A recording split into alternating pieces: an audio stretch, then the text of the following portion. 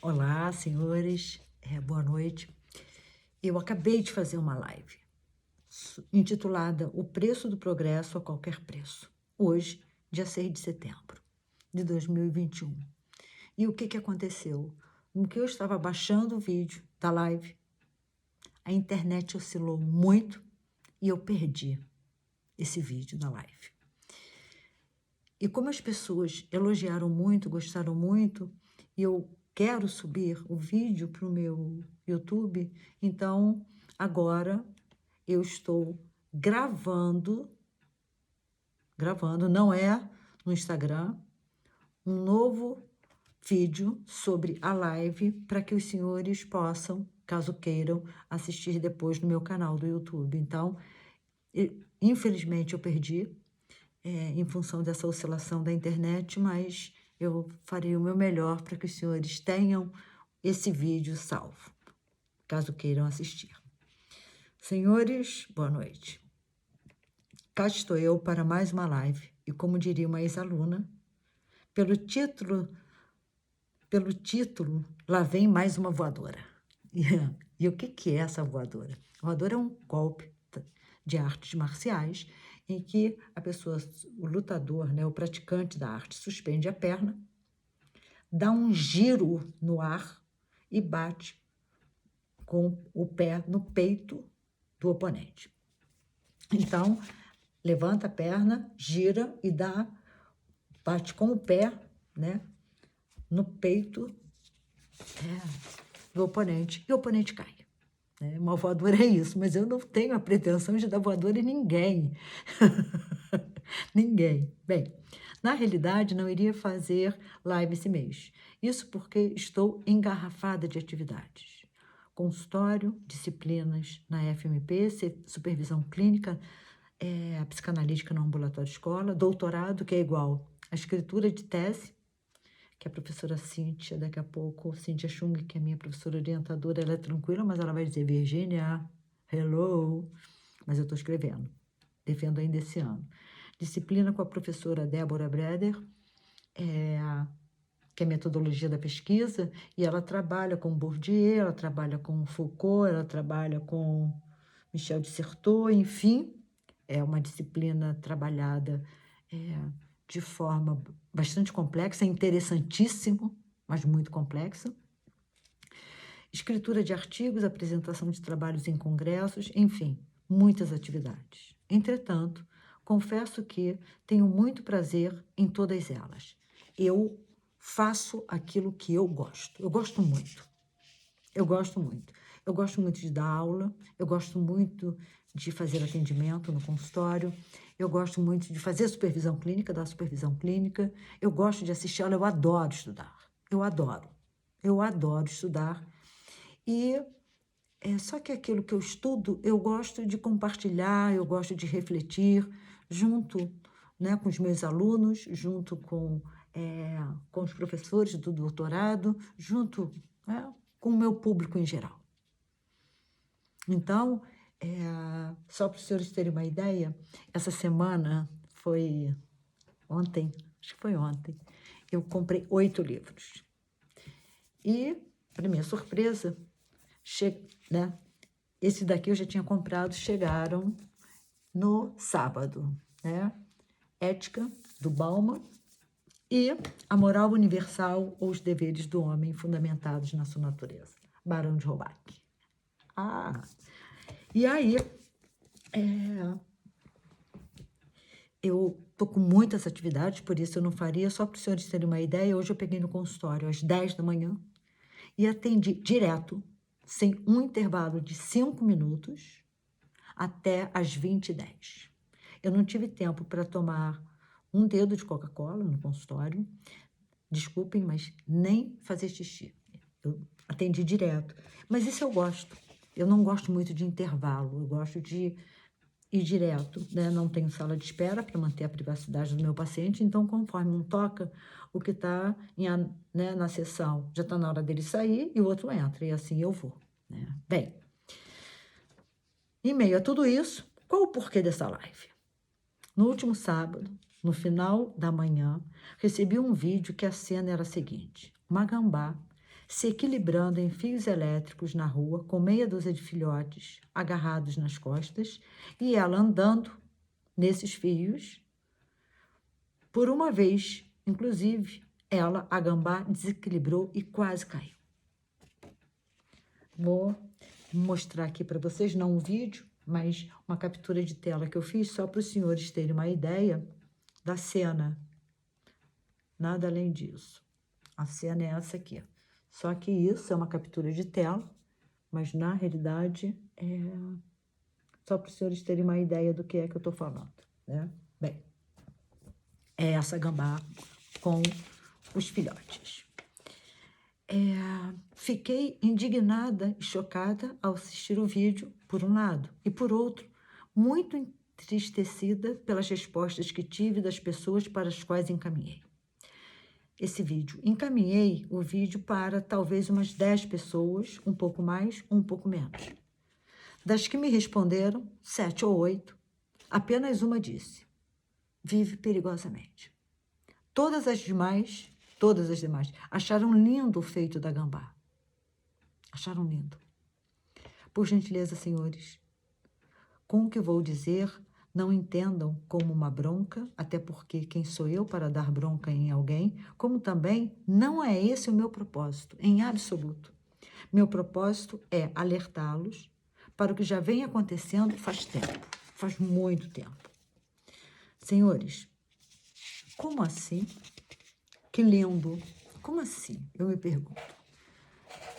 Como assim que lindo? Isso é quer ser mãe? Uns me disseram, que lindo. Outros disseram, isso é quer ser mãe. Outros, uau, essa gambá arrebenta. Não é normal. Não é normal. E nunca será um animal totalmente fora do seu habitat, se equilibrando em fios de alta tensão, cheios de filhotes agarrados, indo, sabe-se lá para onde, buscando, sabe-se lá o quê. Como é lindo! Como é lindo! Possivelmente, essa gambá estava entediada no mato com seus filhotes, pensou no que poderia fazer e resolveu sair para dar um rolezinho com eles. Ou quem sabe estava à procura de adrenalina, por isso fez o percurso nos fios de alta tensão, ou até mesmo, a fim de não encarar o engarrafamento, se arriscou nos fios, a caminho do shopping para levar as crianças para a praça de alimentação, correr no parquinho ou coisa que o valha. Epa, epa, epa. Cara pálidas, por favor, né? O que me entristece é que estamos tão acostumados a cenas dessa ordem que, ao invés de problematizarmos, refletirmos, ficarmos revoltados ao ver uma cena como essa, o nosso olhar busca o que pode haver de belo, de exótico na cena. Desta forma, achamos lindo a bichinha se equilibrando em cima dos fios de alta tensão e os filhotes agarrados nas costas dela, sacudindo. E no momento em que a bichinha se desequilibra, nosso coração parece bater fora do peito. Por alguns segundos. Ficamos com os olhos arregalados, pregados na tela, com medo da gambá cair ou dos filhotes caírem das costas dela.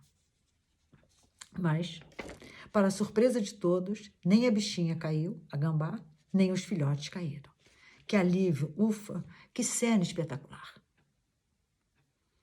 Os animais são fantásticos, dizem as pessoas, após assistirem extasiadas a esse fragmento de cena. Senhores,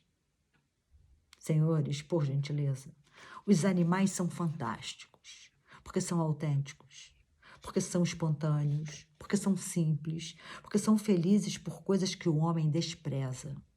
Os animais são fantásticos porque são capazes de amar. Exatamente isso. Os animais são fantásticos porque são capazes de amar. Os animais são fantásticos porque nos aceitam da forma que somos e como estamos. Aborrecidos, felizes, tristes, alegres, impacientes, enfim. Os animais são fantásticos por tantos outros motivos, sobretudo por serem o que são e viverem dessa forma. Não porque se equilibram andando em cima de fios de alta tensão, cheios de filhotes nas costas. Não porque batem nas janelas de suas casas e parecem sorrir para vocês. Nos casos, os miquinhos. Ai, que lindo, olha só o miquinho na janela. Nossa, que lindo. Não porque cruzam avenidas perigosas, zigue-zagueando por entre os carros, como os esquilinhos. Não porque atravessam calmamente em fila na faixa de pedestre toda a família de capivaras, indo da mais velha, da maior, até o final da fila, que é menor, ou a mais novinha, ou mais novinho. Nunca porque estão tentando sobreviver fora do habitat do qual foram impiedosamente, cruelmente, inescrupulosamente expulsos, entendem? Eles não são fantásticos por isso. Eles são fantásticos por muitos outros motivos. Eles estão tentando sobreviver a tudo que o homem tem feito impiedosamente contra eles ou a despeito deles. A despeito da vida humana, da vida animal e da vida como a natureza. Isso, senhores, é o que o progresso a qualquer preço, o progresso desmedido faz com a gente. Desvia nossa percepção e interfere na interpretação que atribuímos aos fatos. Esse processo, desvio e interferência, é feito de forma sorrateira, dissimulada, covarde e destruidora de vidas. Vidas humanas, vidas animais, vida das plantas, dos oceanos, das vidas. Vidas, toda em maiúsculo, tudo em caixa alta.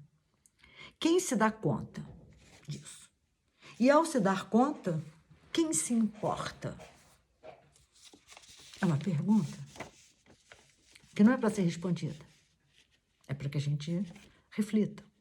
Você acha bonitinho miquinhos, saguis em sua janela.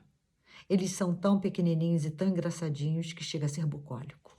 E os jacus em seus telhados, tucano cruzando o céu ao alcance de sua visão, etc, etc, etc.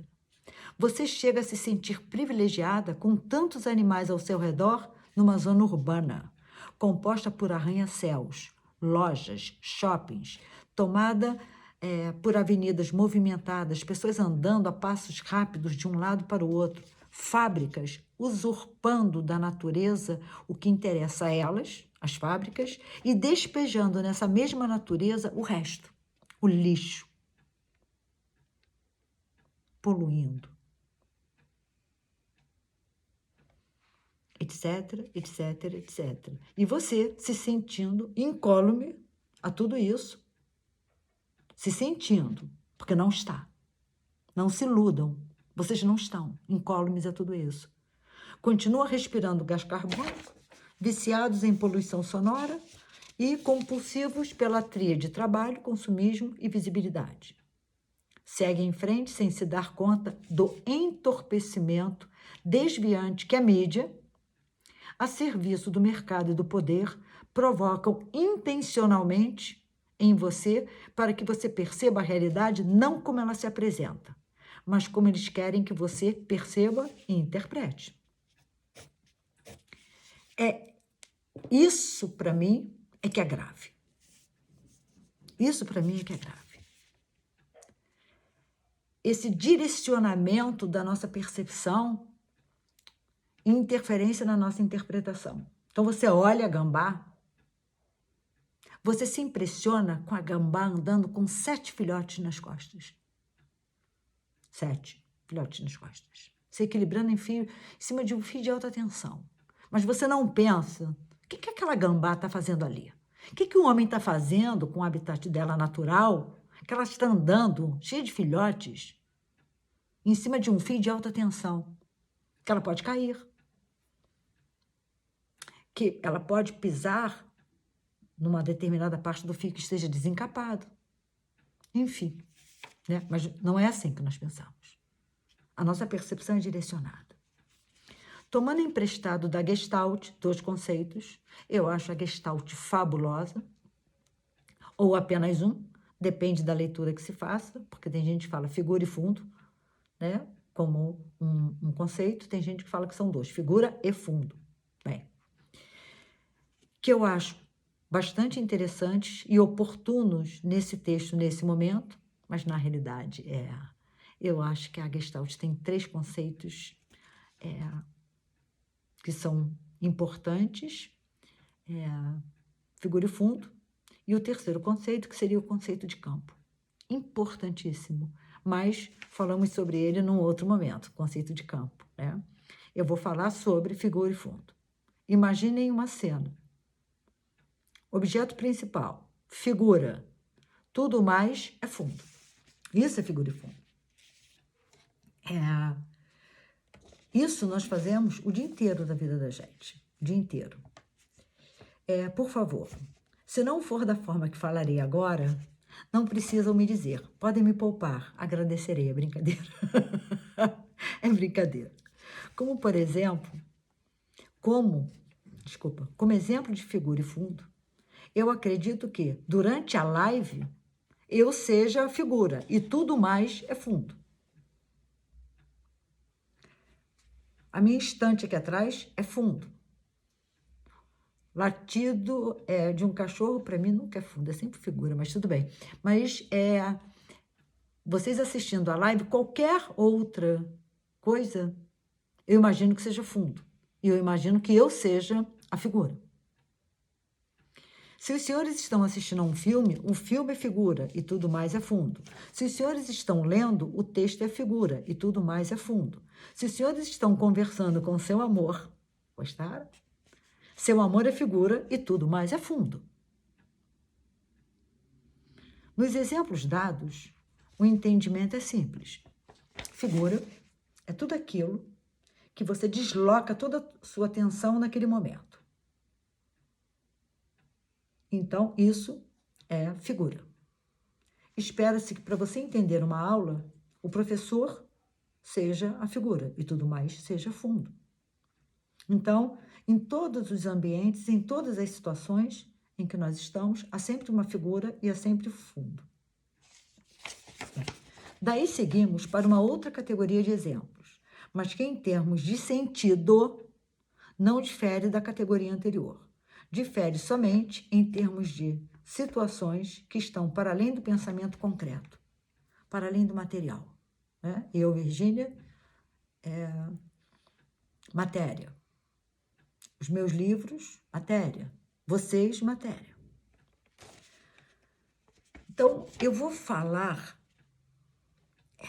de uma outra categoria, mas vou falar por exemplos. Exemplo 1. Os senhores recebem em suas redes sociais uma campanha para cortar os elásticos das máscaras. Porque os animais, em especial as aves, estão sendo prejudicadas com as máscaras jogadas fora. O que é figura e o que é fundo nesse exemplo? Os senhores testemunham uma família mudando e deixando para trás seu cão de 9 anos de idade. Por que a família vai morar num prédio que não permite animais? O que é figura e o que é fundo? Os senhores testemunham um idoso revirando uma lata de lixo junto com seu cão na rua. Porque ele mora na rua, está com fome e procurando o que comer. O que é figura e o que é fundo? Os senhores veem uma gambá com seus filhotes andando, se equilibrando em fios de alta tensão. Por que ela está à procura de alimento? O que é figura e o que é fundo? Os senhores veem uma construtora devastando e destruindo áreas de preservação ambiental para construir condomínios de luxo. Porque as pessoas precisam morar em meio ao verde. O que é figura e o que é fundo? Os senhores cruzam nas estradas com carregamentos de animais vivos para o abate. Porque as pessoas precisam comer carne. O que é figura e o que é fundo? Em cada um desses exemplos, um senhor catando lixo, revirando lata de lixo, procurando o que comer. o que é figura e o que é fundo.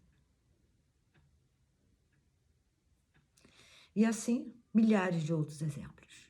O que é figura, em todos os exemplos dados acima, é o descaso pela vida. Mas não é assim que você vê.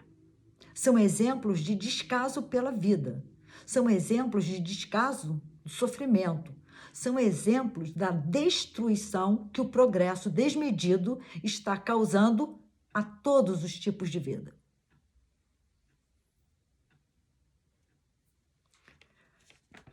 Ponto.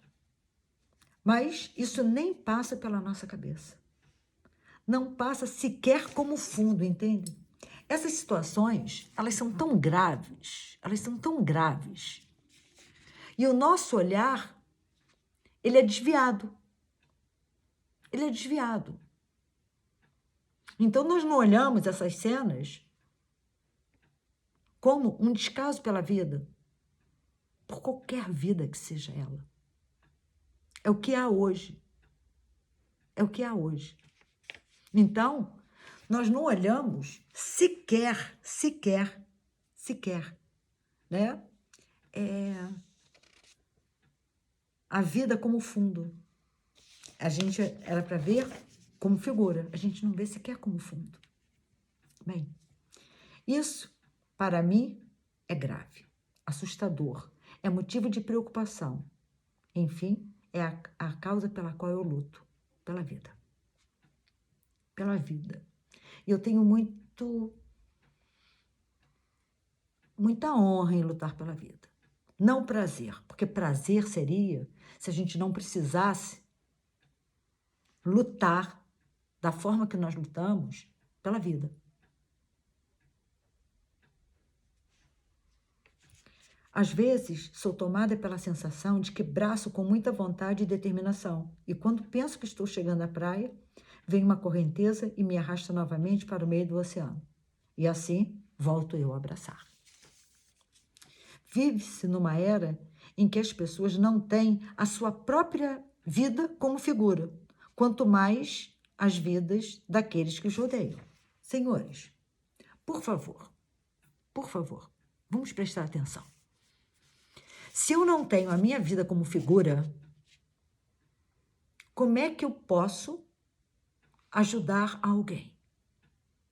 Se eu não tenho a minha vida como figura, se eu não busco a minha saúde, se eu não busco o meu bem-estar, se eu não busco uma vida afetiva, que a capacidade afetiva, de vida afetiva, é fundamental para o sujeito, como é que eu posso me solidarizar, ter compaixão por alguém, solidariedade, me sensibilizar com o sofrimento alheio, compartilhar a alegria do outro? Não tem condições. Então, se as pessoas não têm a própria vida delas como figura, como é que ela pode ter a vida do outro como figura? Ou pelo menos como fundo? Isso é grave. Isso é muito grave. De acordo com Le Breton, 2018, aspas, cito: o indiferente põe uma espécie de vidraça entre ele e o mundo, um muro invisível, para não ser atingido por um acontecimento. Vamos parar aqui, né? Na citação. Spinoza vai dizer que viver é afetar e ser afetado. Ora, se nós vivemos atualmente numa sociedade de indiferentes, eu não sou afetada e nem afeto. Vejam que condição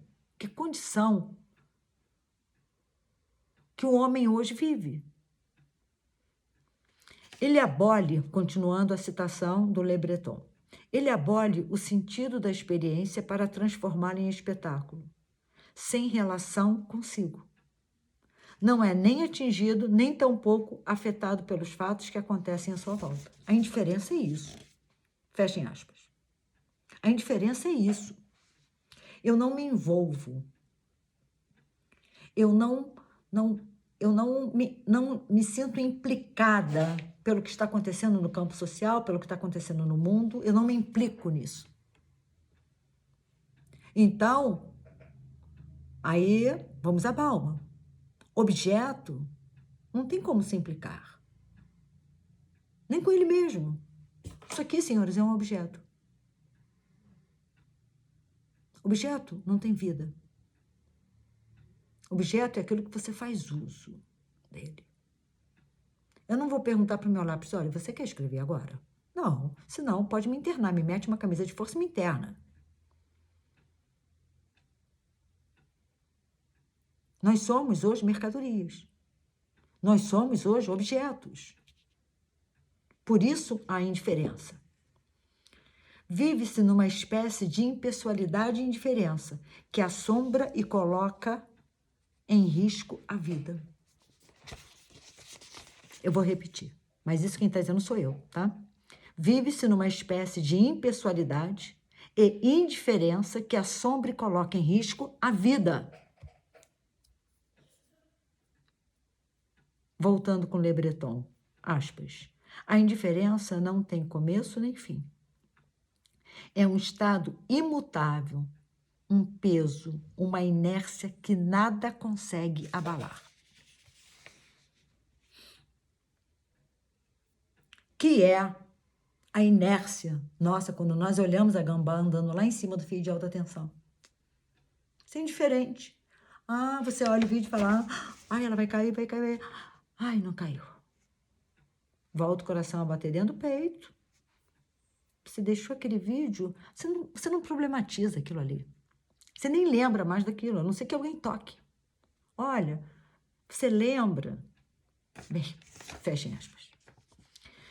Gisele Bündchen, em 2002, desfilou com um casaco de pele sobre o argumento que a paga para desfilar.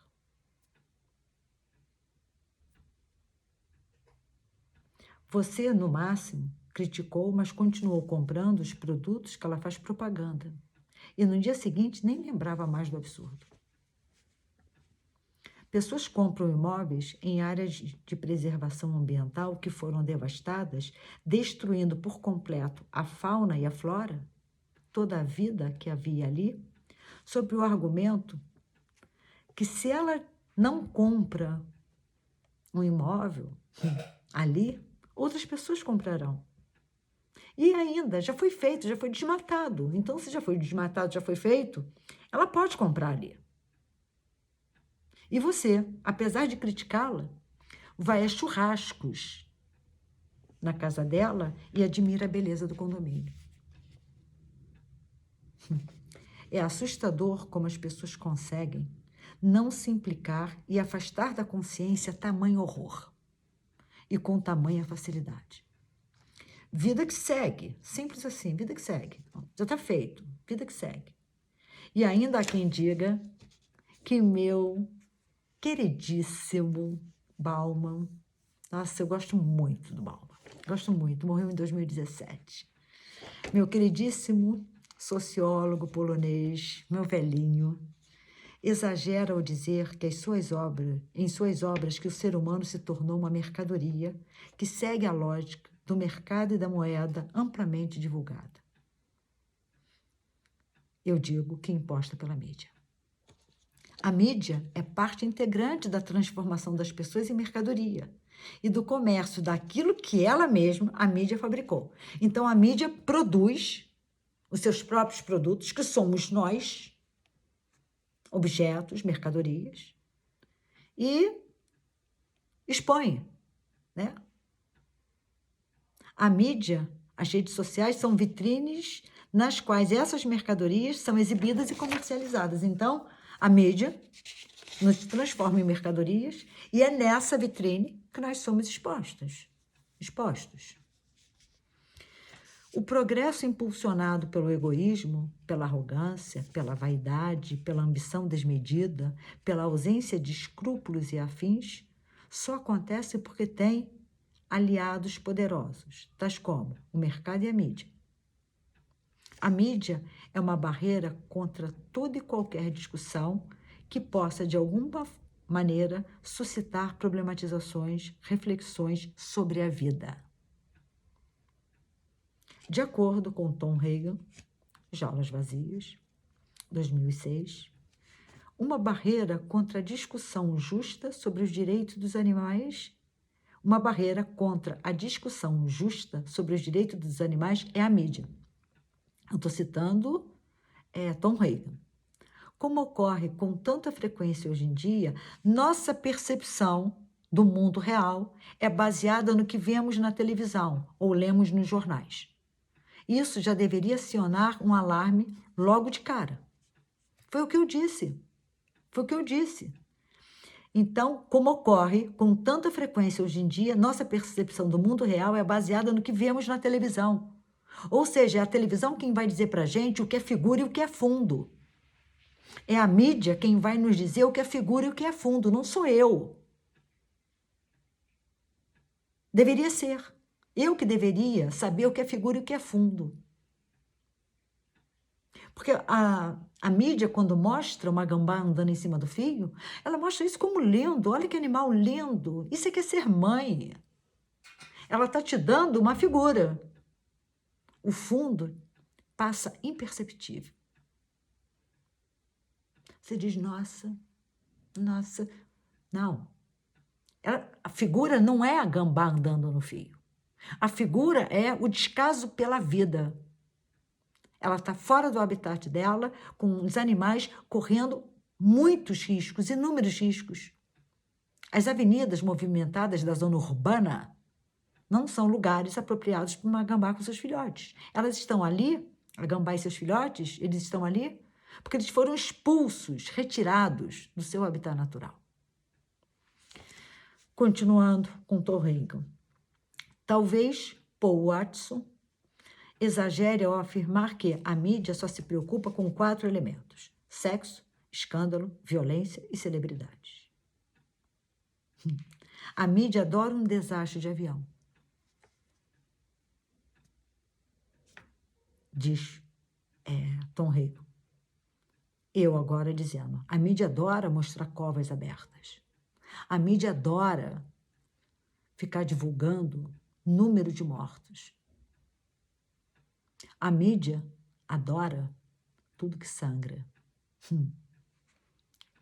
Continuando com Tom Regan.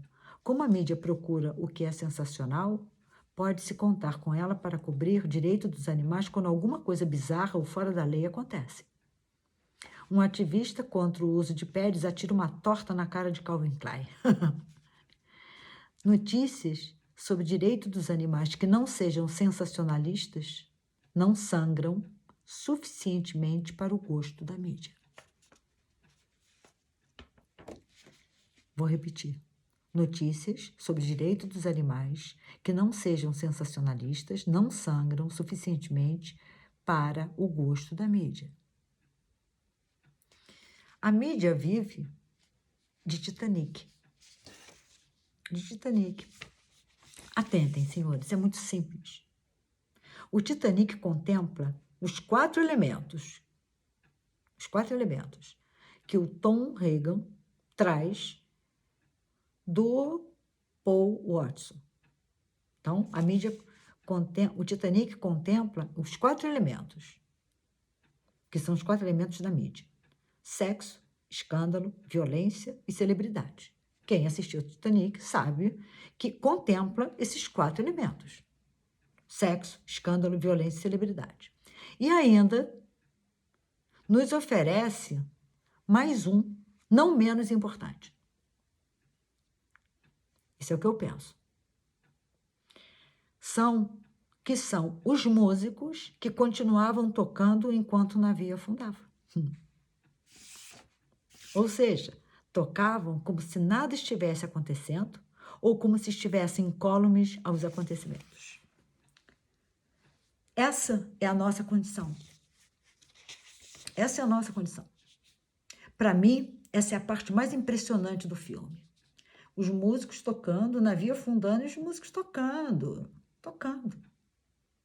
É assim que nós estamos diante da destruição que o progresso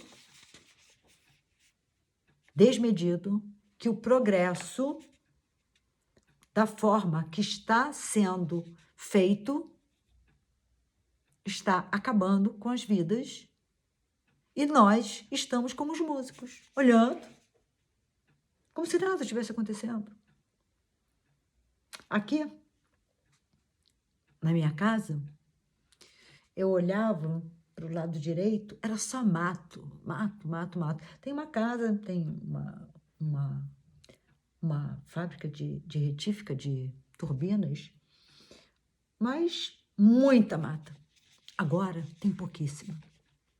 Eu ouço as motosserras trabalhando desesperadamente, inclusive à noite. Sabe quando é que eles trabalham com as motosserras? Feriado, sábado e domingo. Sabe por quê? Porque você não tem para onde ligar, não se iluda. Eu já tentei ligar para muitos lugares. Muitos lugares. Ah, não, não é aqui. Não é aqui. E eles só trabalham onde você pode fazer a denúncia de segunda a sexta, das 8 às 17. Então, o que eles fazem? Eles trabalham sábado, domingos e feriados. Eles começam às 7 da manhã e vão até a noite. Eu não sei como é que eles conseguem trabalhar no escuro, mas eles conseguem. Essa proeza, eles fazem. E aí, eu começo a gritar igual uma louca, que eu vou chamar a polícia. Sabe do que adianta? Nada. Nada. Nada, nada, nada, nada. Eu vou informar aos senhores. O Titanic foi um transatlântico de passageiros. É um transatlântico britânico que foi projetado para ser o navio mais luxuoso, rápido e seguro de sua época. Em 1911 foi terminada a construção dele. Ele partiu em 10 de abril de 1912 de uma cidade portuária da costa do Reino Unido com destino a Nova York. Ele partiu dia 10 de abril com destino a Nova York. No dia 14 do mesmo mês e do mesmo ano, ou seja, 4 dias após a partida, por volta das 23h50 do dia 14, colide com um iceberg e naufraga durante a madrugada. Em outras palavras, apenas 4 dias após a sua partida, o transatlântico supostamente inafundável, afundou no Oceano Atlântico, fazendo 1.500 vítimas fatais e 700 vítimas não fatais, ou 700 sobreviventes. Ao todo, estavam no navio 2.200 pessoas, incluindo os tripulantes. Bem, Titanic atual. Número de mortos na pandemia e covas abertas. Pessoas morrendo no Afeganistão. Desmatamentos, queimadas, animais andando em cima de fios de alta tensão, pessoas revirando latas de lixo em busca de alguma coisa para comer, pessoas aglomerando, outras não usando máscaras, outras pregando o fica em casa e elas mesmas estão em festas aglomerando, frequentando praias, enfim, são os músicos tocando enquanto a vida afunda. É isso, senhores, que nós temos que lutar contra. Nós não temos que ficar parados, olhando enquanto a vida afunda. Como aqueles músicos do Titanic continuaram tocando e o navio afundando. Nós olhamos as queimadas, olhamos o que está acontecendo no Afeganistão, o que está acontecendo no cotidiano ao nosso redor, e somos indiferentes. E somos indiferentes a isso. E a vida afundando. E a minha vida afunda junto. Lembre-se do que eu falei na live passada de Galileu Galileu. Ao arrancar uma flor, pense no que você pode estar causando numa estrela. Tudo tem relação. Todas as vidas importam, todas. Em nosso mundo líquido, moderno, diz Bauman, 2013. Danos colaterais. É o nome do livro do Bauman, muito interessante. Em nosso mundo líquido moderno, diz Bauman, 2013, não é uma citação direta, é uma citação indireta, os plebeus, os indefesos, são os danos colaterais de uma sociedade direcionada para o lucro e orientada para o consumo. Então, nós vivemos numa sociedade direcionada para o lucro e orientada para o consumo. Ou seja, nós vivemos dentro da lógica do mercado da moeda. Nós somos objetos, nós somos mercadorias. Os conceitos, a vida, os afetos, os vínculos, a durabilidade, a lealdade são banalizadas e as perdas são naturalizadas. Então, a banalização começa pelos conceitos.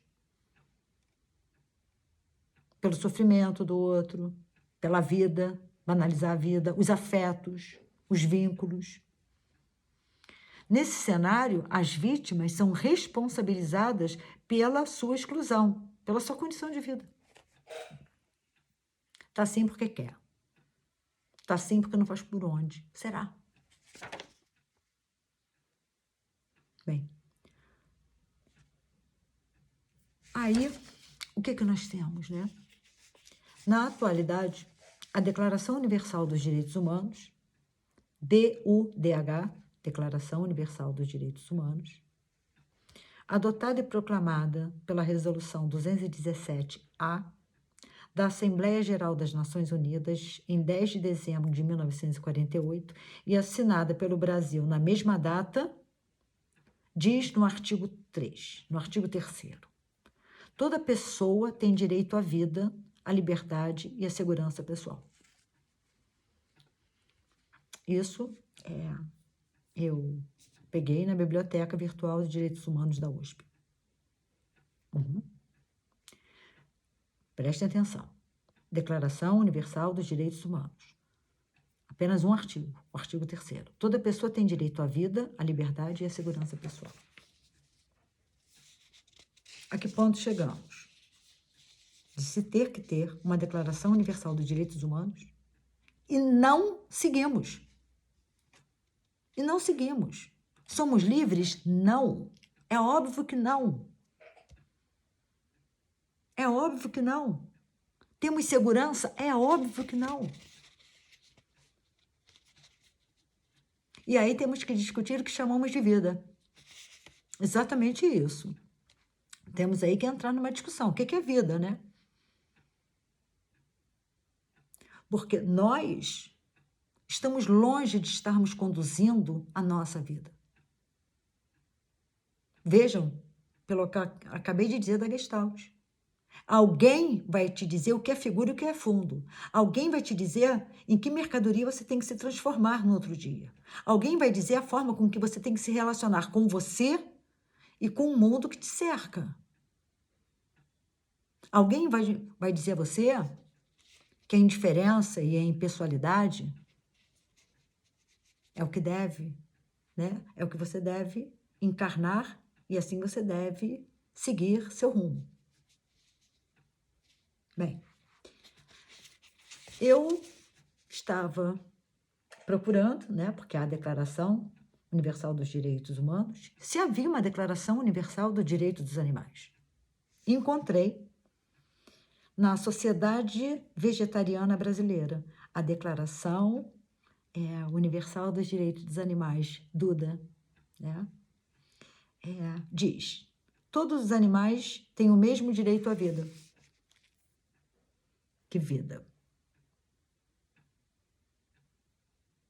É uma pergunta. Todos os animais têm direito ao respeito e à proteção do homem.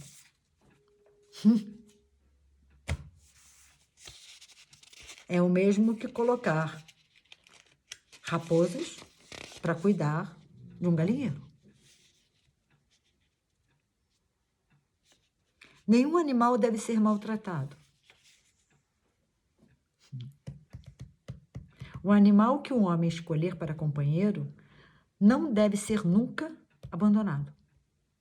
Bem, e aí segue-se, né? Eu vou postar no meu blog. Só que a Declaração Universal dos Direitos Humanos está lá. A Declaração Universal dos Direitos dos Animais, aspas, a Declaração Universal dos Direitos dos Animais foi criada pela Liga Internacional dos Direitos dos Animais em 1977. No ano seguinte, o documento foi proclamado numa conferência em Paris, num prédio da Organização das Nações Unidas para a Educação, a Ciência e a Cultura, Unesco, órgão da ONU. A declaração foi proposta pelo cientista e ativista George Reus. Preste atenção no que vem agora. Contudo, a Unesco não oficializou a Declaração Universal dos Direitos Humanos. A Declaração Universal dos Direitos Humanos, ela oficializou. A Declaração Universal dos Direitos dos Animais, ela não oficializou. Ela não oficializou. A Unesco não oficializou. Mesmo assim, os princípios presentes na declaração são referências para o movimento mundial de proteção animal, inclusive contribuindo para a formulação de leis e ações públicas. Bem, o que nós temos aí é um verdadeiro absurdo. É um verdadeiro absurdo. É um verdadeiro absurdo. Nós perdemos, não sei se a capacidade de nos cuidarmos, de nos implicarmos no mundo. Nós perdemos essa capacidade. Nós nos tornamos indiferentes, nós nos tornamos impessoais, nós nos tornamos objetos. Os animais são nossas vítimas. Exatamente isso. Exatamente isso. Nós precisamos entender que tudo que existe tem uma relação intrínseca ou extrínseca. Tudo está em relação a. Tudo está em relação a. Então, senhores, nós temos que tomar muito cuidado para que a nossa percepção e a nossa interpretação de mundo,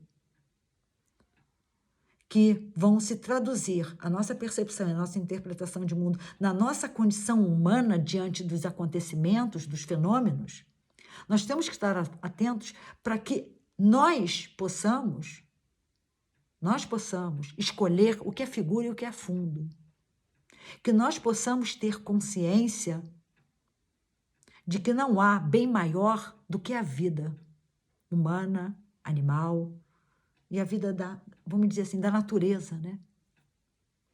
E aí eu trago Regina Schupke nesse livro, As Origens da Opressão, a Escravidão Humana e Animal, que eu sugiro que leiam. É um livro interessantíssimo, né, como os outros, mas eu diria que esse livro, ele é fabuloso. Ela diz aqui, um escravo, no sentido literal, é alguém que não é dono de si. É alguém privado de sua liberdade, destituído dos seus direitos de ser e de viver. Na prática, ele é um objeto, uma mercadoria. Atentem, somos nós.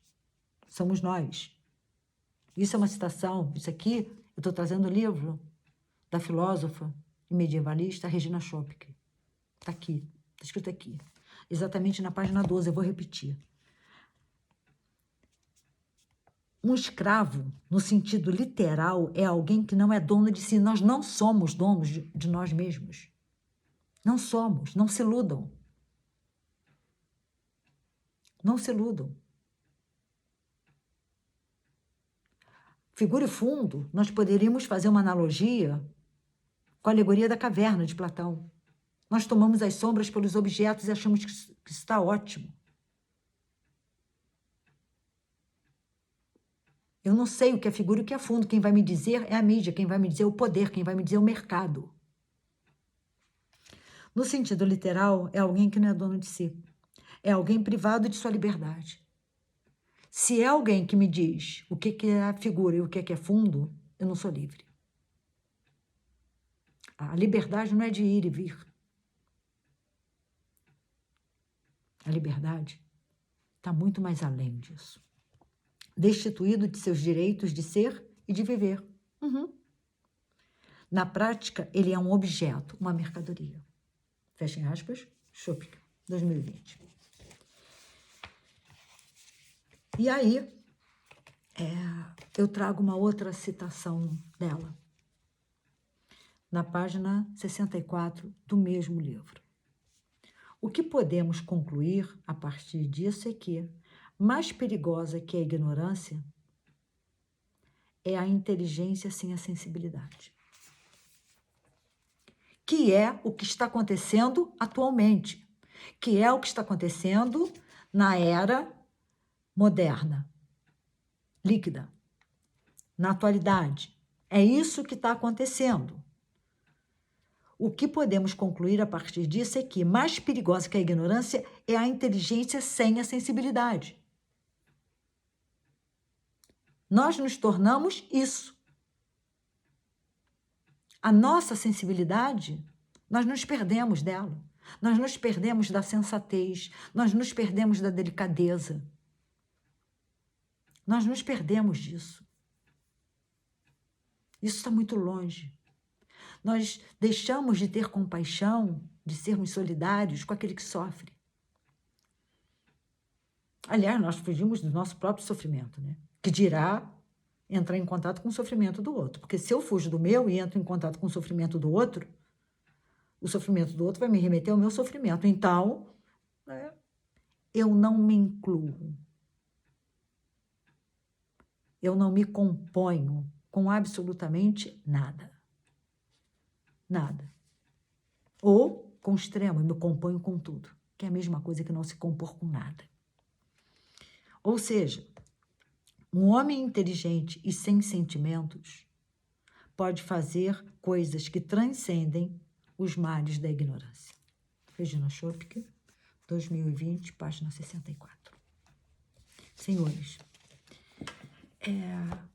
não foi à toa nem por acaso que, apesar de eu ter perdido em função da oscilação da internet, essa live, eu fiz questão de gravar de novo. Para que a gente continue, né, brigando para que a vida seja a nossa causa. E não há vida sem liberdade. Não há vida sem dignidade. Não há vida sem autonomia. São 3 conceitos que estão relacionados entre si. Então, vamos estar mais atentos. Não vamos permitir que o poder, o mercado, a mídia digam para a gente o que é figura e o que é fundo. Não, por favor, não. Vamos fazer as nossas escolhas. Vamos errar? Vamos. Mas vamos nós fazer as nossas escolhas. Vamos deixar a nossa sensibilidade se expressar. Vamos fazer ou deixar com que a delicadeza apareça. Porque eu, psicanalista, apesar de eu acreditar que o homem tem uma parte muito dura, muito violenta, muito egoísta, eu também acho que ele tem uma parte sensível, delicada, sensata. Eu acredito nisso. E antes de finalizar, eu gostaria só de falar 2 coisas, né? Primeiro, é que no sábado, quinta, sexta e sábado, houve, na Universidade Católica aqui de Petrópolis, um evento chamado Seminário Discente, que acontece todo ano. Então, nós, da pós-graduação Instituto Senso, da educação, apresentamos trabalho, assim como o pessoal também da graduação e egressos. Eu apresentei trabalho e no sábado, eu apresentei na sexta. No sábado, teve uma palestra com a professora Inês Barbosa de Oliveira. Eu acho que é esse o nome dela, ou Inês de Oliveira Barbosa. Não, mas eu acho que Inês Barbosa de Oliveira. Ela é professora aposentada da UERJ e ela da área de educação, e ela foi fazer uma palestra sobre educação e direitos humanos, enfim, uma aula. E eu estava assistindo. E aí, num determinado momento, ela falou assim, senhores, quem disse sou eu, né? Sei lá como é que ela falou. Queridos, enfim, não importa agora. O que difere o homem do animal não é a racionalidade, como muitos pensam. Até aí eu vou com ela. Aí, ela falou assim, o que difere é que o homem é capaz de desobediência e o animal não. Eu falei, como? Como, senhora? Essa senhora nunca teve gato. Essa senhora nunca teve cachorro na vida. Dizer que o homem é capaz de desobediência e o animal não? Eu diria que seria bom, assim, eu acho que ela nunca teve cachorro, nunca teve gato, né? E será que o que ela entende por obediência? Porque obediência é uma coisa, respeito é outra. São duas coisas diferentes. O respeito vem depois. A obediência antecede. André Contes Ponville, Pequeno Tratado das Grandes Virtudes. Uma criança, ela obedece. Ela faz aquilo que o adulto está mandando sem saber por que está fazendo. Sem saber por que está fazendo. Então, quando diz não pula daí, porque você vai cair.